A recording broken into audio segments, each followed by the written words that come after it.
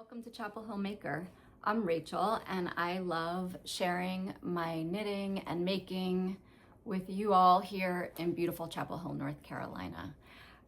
This is my first podcast of January. Happy 2026.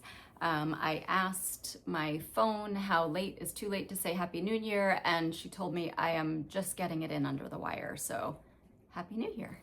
I am so excited to be back with you for a regular podcast episode. I did a few mini-sodes over the holiday season, which felt like all I could kind of get in there. My making had definitely slowed between the family flu and the season of all the things. I got a few things done here and there. I definitely worked on my projects, which I'm excited to share with you. I finished something, and here I am in January and just really hitting the ground running with making. I'm so excited to sort of have the space back to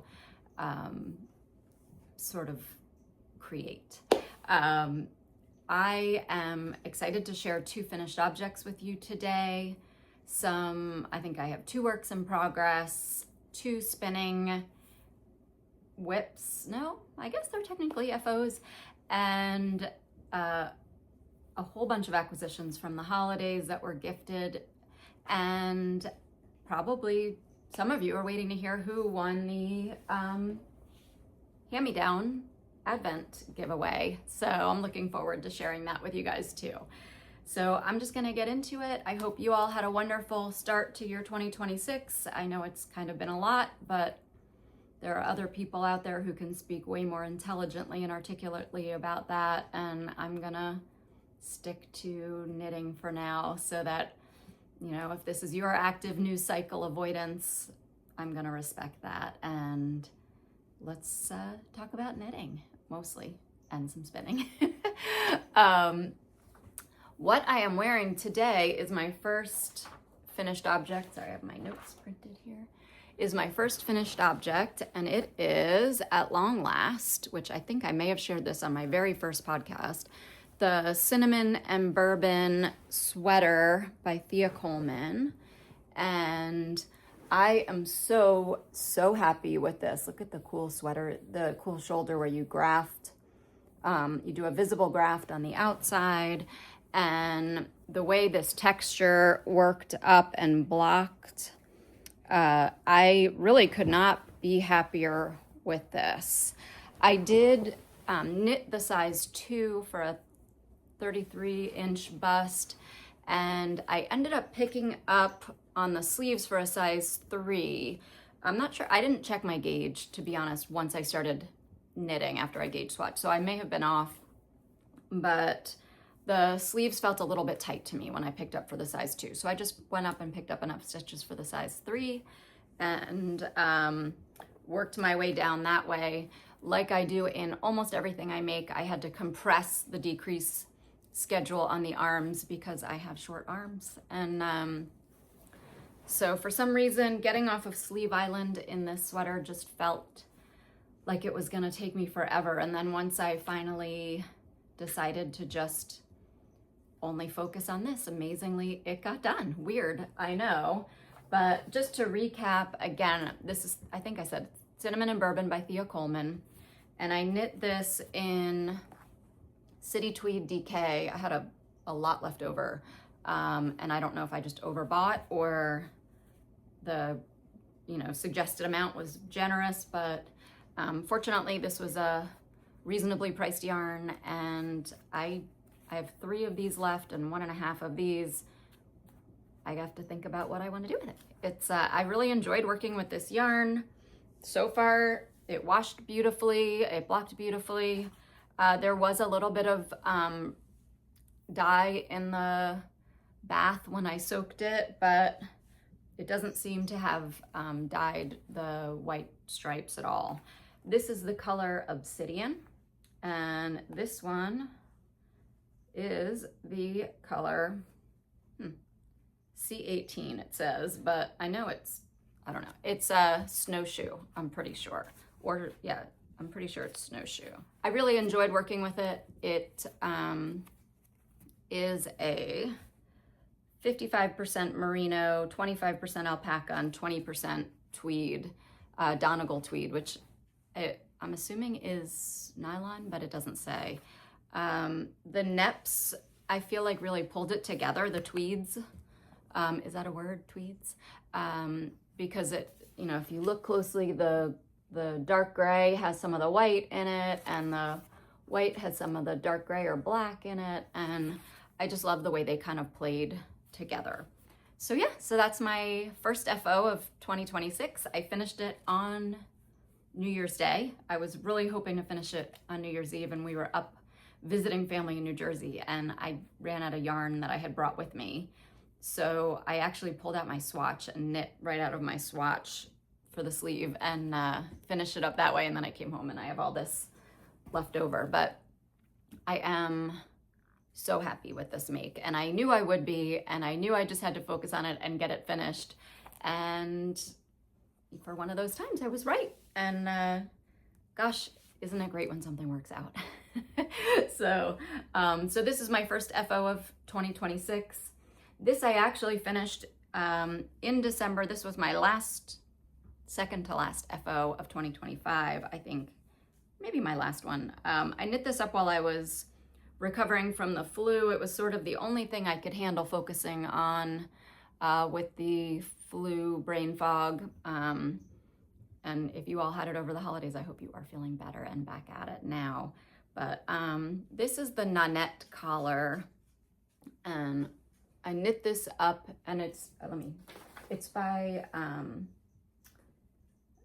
Lolita Duby, D-U-B-Y. She's French. I'm not totally, if I'm not pronouncing that correctly, I'm sorry, but this is the one you might remember. I knit this in 2 strands of Isager silk mohair in the color Clay.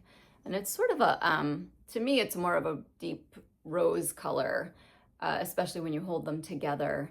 But this is one of my go-to colors. I love holding it with a gray yarn to give it a little bit of a pink hue, and I used it with a white. You may remember on my Christmas sweater, the Betty and Judy sweater, just to sort of soften the starkness of the white.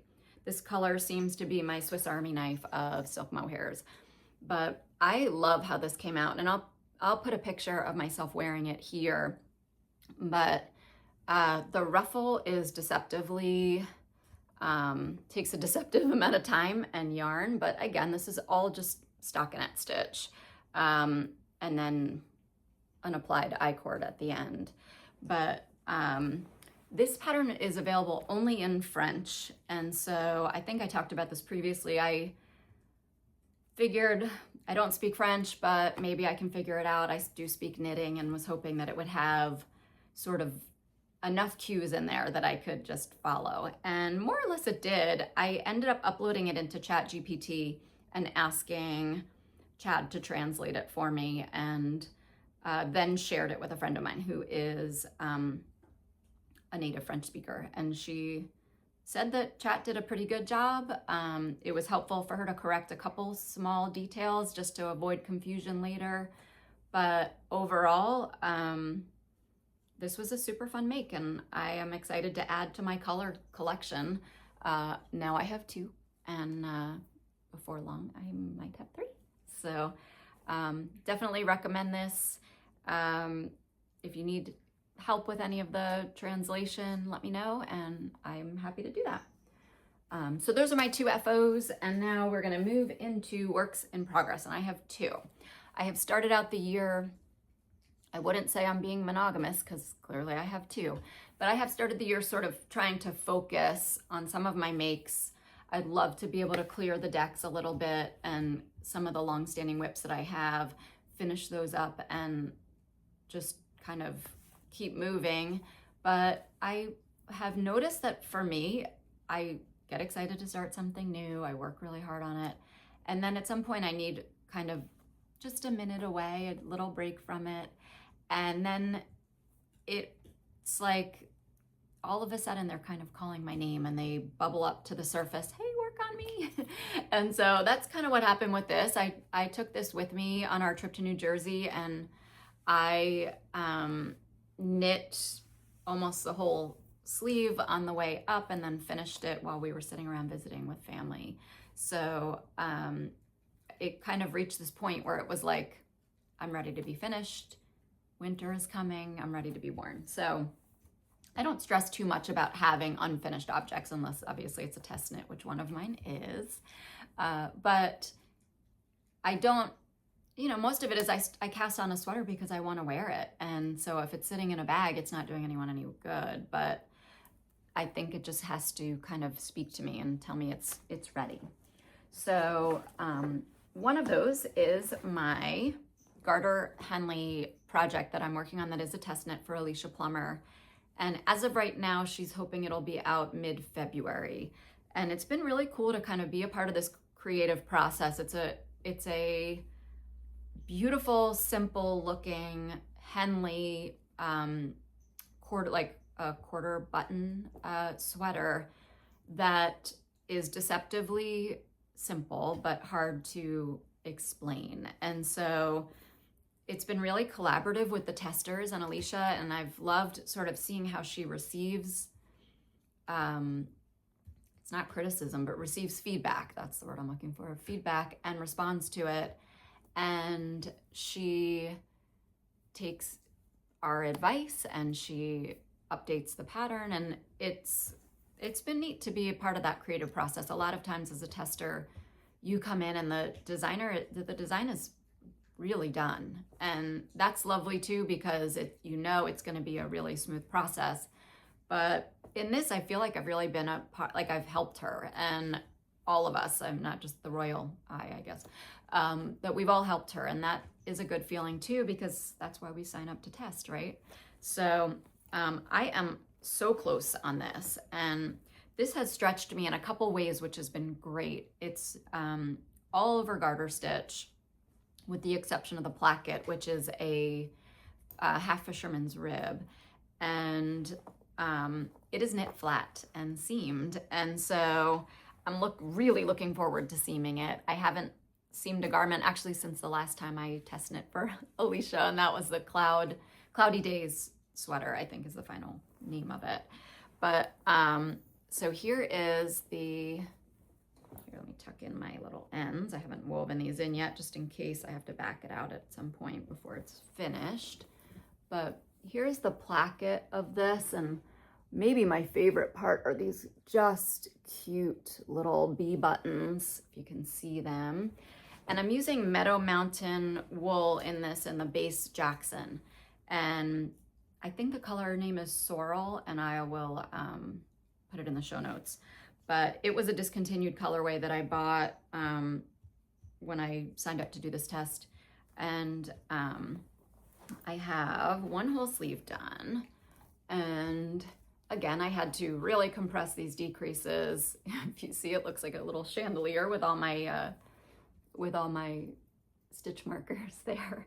But I had to really compress the decreases because I have short arms again, and I needed about 2.5 inches less of length than the design called for. And that's kind of usually the case for me. It's not a designer issue, it's just me. So I have this much left. I've 10 more decreases to go on this sleeve, but who's counting? And I think when I shared it the first time, I was a little nervous about how stripy it was reading, but now that it's sort of more of a complete piece, it's really not bothering me at all. I don't even notice the variegation, and to the contrary, I actually love it. So this color has like real depth, and I'm just excited. I'm excited to finish the sleeve, block it, and seam it up. So I know there's a really good tutorial from Roxanne Richardson. If I can find it, I'll link it here, as far as seaming garter stitch. And I think mattress stitch is super fun. Actually, I love that like zipper moment where you pull it up.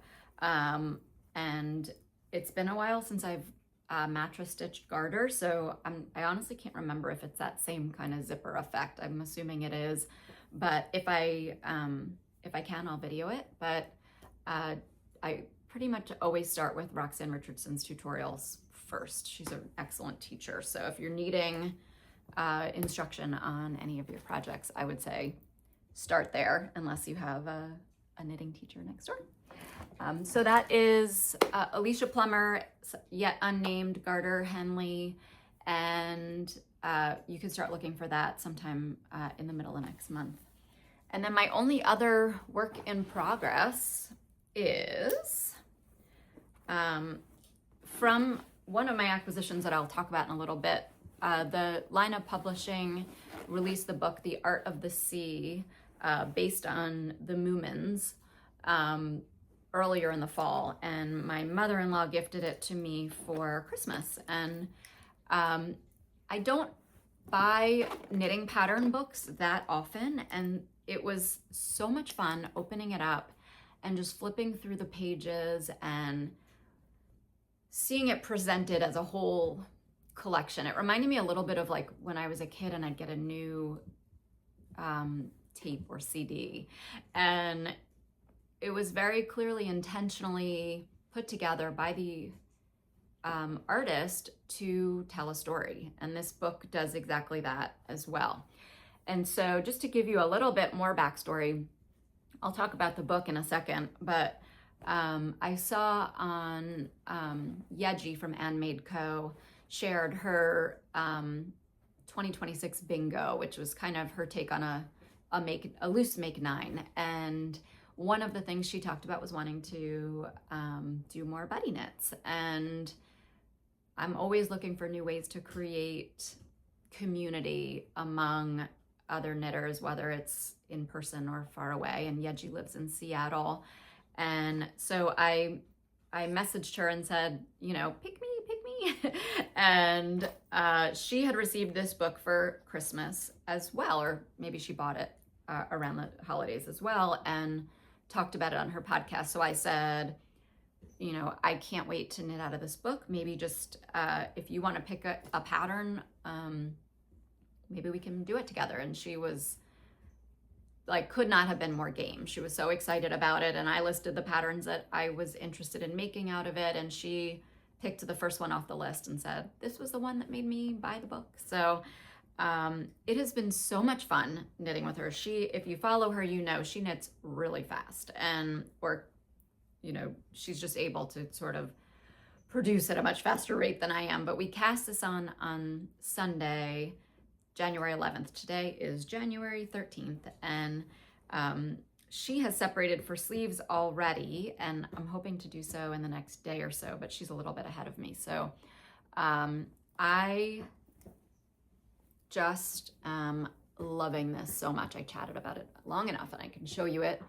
Let me show you all this beautiful texture. It's a 2x1 rib, and it's a chunky girl. She's knit on size 10 needles, and it's a 16.5 stitch gauge, and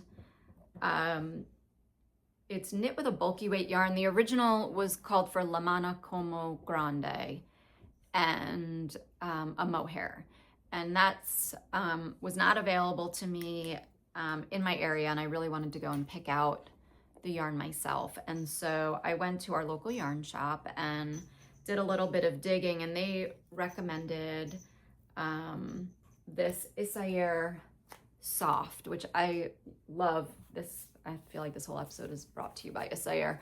Not really, but I just love their yarns. And so this is Isager Soft, which is a Aran weight yarn, and it is in the color I have to get my eyes checked, E2S, and then held double with alpaca 1, which is a lace weight alpaca that does not really have any fuzz to it. But I thought maybe it would give it a little more body. I don't know that it needed it, honestly. My gauge is at 16 pre-blocked, which means it's probably going to grow. But I love the fabric, and didn't want to go down a needle size. So I was planning on making the size 2, and it calls for 8 to 12 inches of positive ease. So the size 1, I was kind of right in between anyway. So I think when I get to the end of the raglan shaping, I'm going to block it and see where I am. But this alpaca one is in the color E0. So if you're looking for it. And just to come back and talk about this a little bit, this has this beautiful chunky cable that goes down the center, and I'll put a picture of the pattern here, but it has this beautiful chunky cable that'll go down the whole center of the sweater.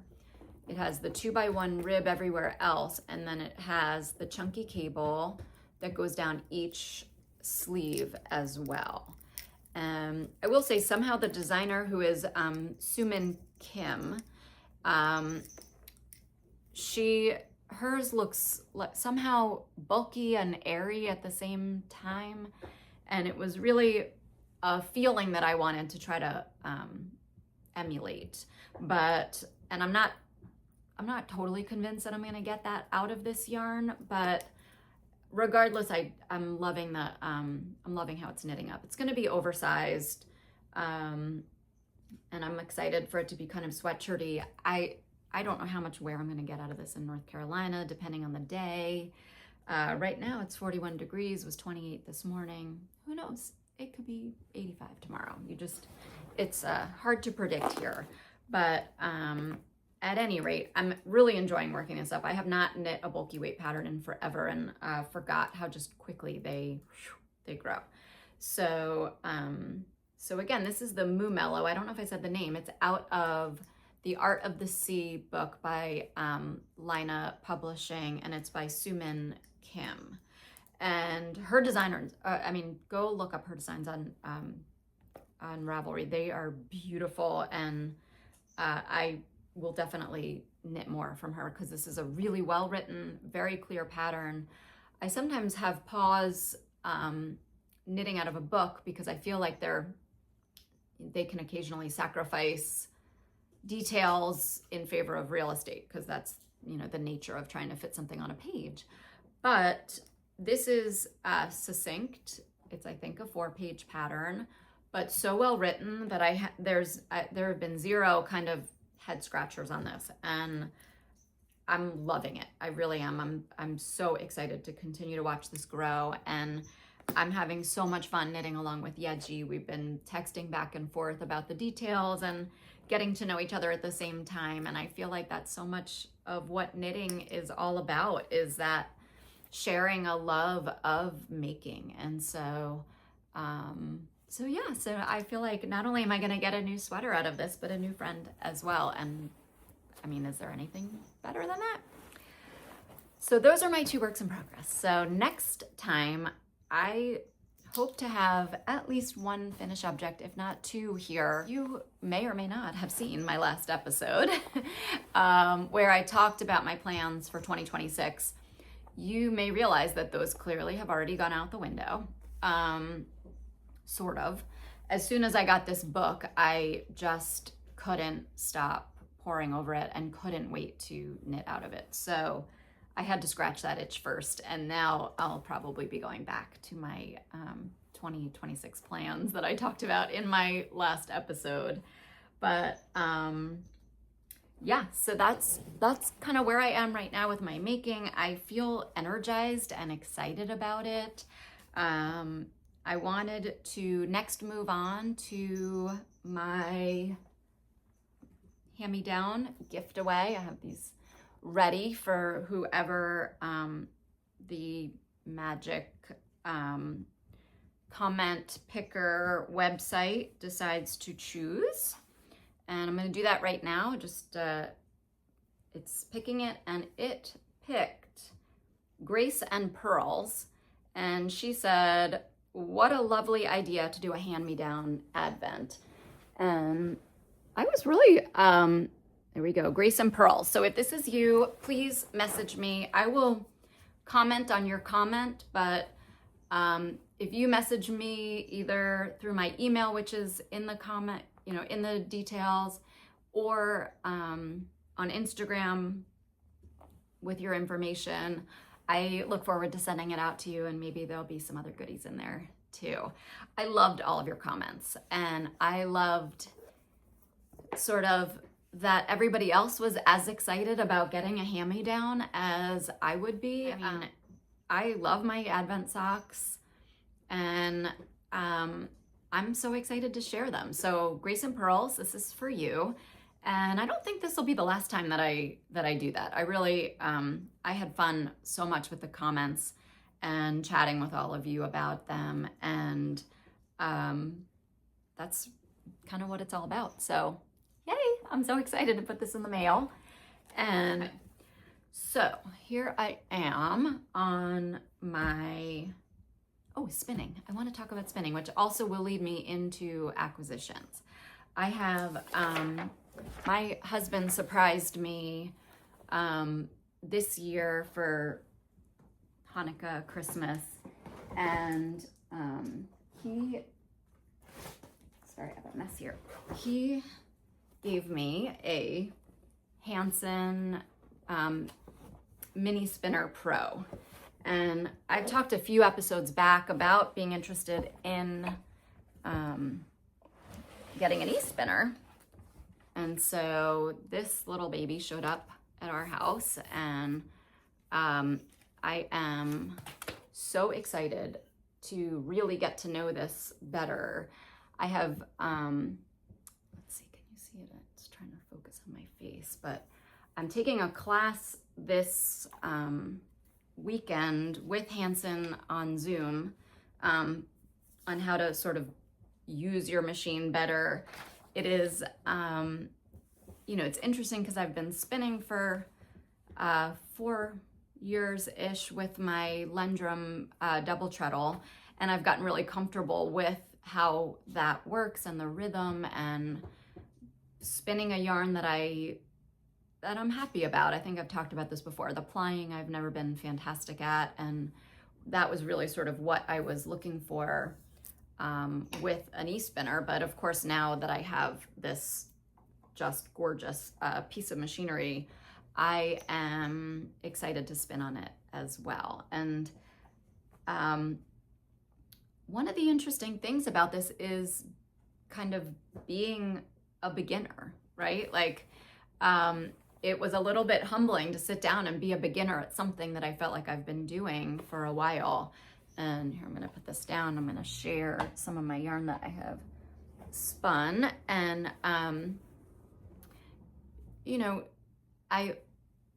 I made a post on Instagram that I didn't end up posting, and I don't know why, but it sort of said, this is what being a beginner looks like. And this is the first thing that I spun on here, and it's mostly merino, and it came with a little bit of practice fiber that I spun in there. And it is very thick and thin. It is, I chain plied it, which is also not something I had done before. And, I don't hate it. And I'm proud that I figured it out. This was kind of my training wheels while I played with the machine and we got to know each other. I haven't named her yet. I have to work on that. But yeah, so this was my first attempt. Is it perfect? Oh, definitely not. Is it beautiful? Maybe, in the eye of the beholder, right? Is it yarn? Definitely. Will I knit with it? Probably not, but does it matter? No, it was really exciting. It was the first thing I got to do on my new toy.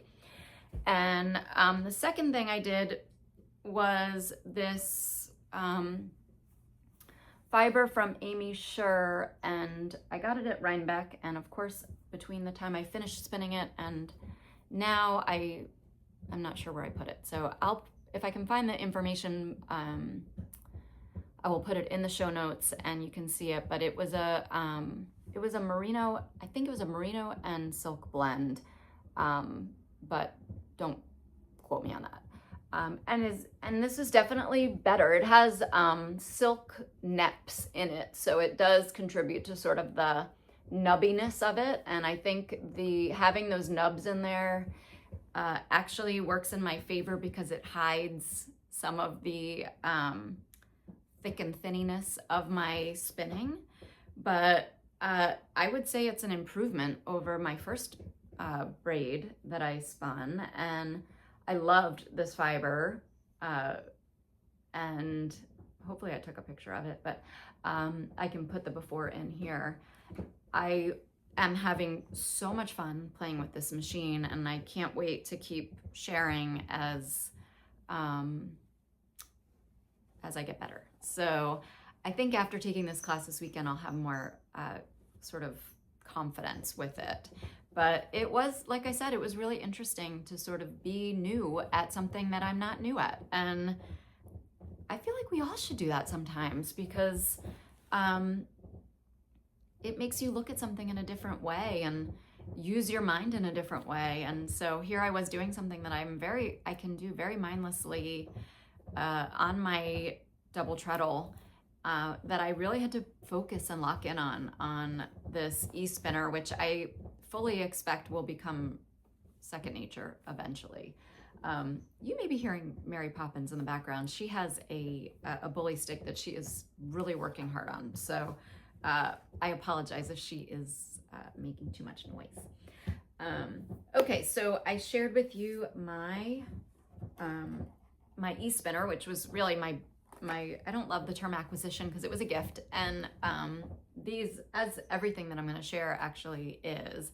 The next one is my one of my daughters bought me this kit right here to try needle felting with and make a little sheep. She knows how much I love sheep, and this is something I have bought for my kids before to do needle felting, and I've never done it myself, so I'm so excited to do this. And she bought this at the local yarn store in Blacksburg, Virginia, and it comes with kind of everything you need. And I'm excited. I've been holding this so that I can share it with you before I play with it. So I'm looking forward to doing this, and maybe I'll have some help from my more experienced needle felters. But my kids definitely have my number. They know that I love yarn. They know that I love fiber. They know that I love sheep. And this is another gift that was made for me by my oldest daughter. And this is also needle felted. Hopefully you can see, there's a glare on it from the window, but hopefully you can see these adorable little sheepies in this pastoral scene. And that's gonna hang right here above me for future episodes. But I did wanna make sure I gave it its due. She is also, my kids are all so creative. And I stuck the tag. She made the stamp for this tag. And so I couldn't bear to not keep that as well. She carves into linoleum and or rubber or something. And then makes stamps out of it. So yeah, so this was just a beautiful gift as well. And I feel really blessed to sort of have creative kids and thoughtful kids. And my other two children bought me a wonderful gift for the kitchen as well. So I don't want to discount their thoughtful contribution, but wasn't knitting related. So, but it's a cooking tool that I now use every day, and I think of them every time I pick it up. So the last thing is this Art of the Sea. And if you're not familiar, which I wasn't fully initiated in it and before I bought the book, I had heard of Moomins before and sort of knew their little, their little shape. Let's see. The author is Tove Jansson, and she is a Finnish author and painter and illustrator. And if you Google the Moomins, there's an illustration she did. And I get the feeling that sort of all of Scandinavia sort of claims her. I think she spent time both in Finland and Sweden. So let me show you some of these. I did, if you can see right here, I'm gonna put up me sort of scrolling through the book, but I mean, look at these. Look at the way it's photographed. And I had so much fun just kind of going through the book. My daughters sat with me and we just sat on the couch and oohed and awed at the just absolute beauty in this book. And I mean, seriously, look at that. It's so pretty. So I encourage you to go check this out. It is a beautiful book, but in addition to that, it has, it's got 23 patterns. I would probably knit 15 of them, which is saying a lot for one collection. I love it, and I'm having just so much fun going through it. So lastly, just to wrap things up, for my active news cycle avoidance section, I started listening to the book The Guncle, Guncle, by Stephen Rowley, and it has been exactly what I needed. It is a story, Guncle means gay uncle, and about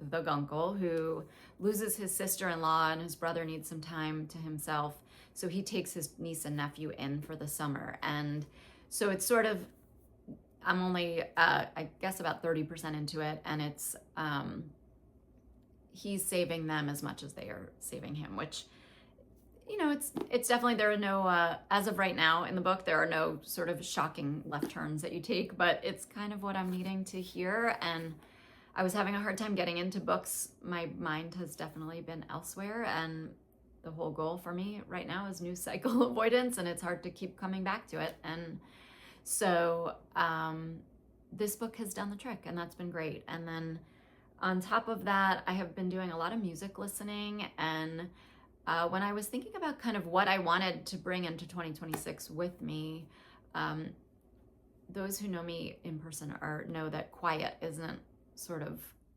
something that I not value, but something that I practice. Yoga doesn't suit me. Oftentimes I have music playing and an audiobook going, and I'm knitting. And so I've been trying to be quiet a little bit more and just take the temperature down just a bit. It's been a bumpy entry into 2026, and so for the world and for the knitting community. And so I've been trying to just do one thing at a time, whether it's just knitting and letting it be quiet, or just listening to some music. And I'm getting better at it.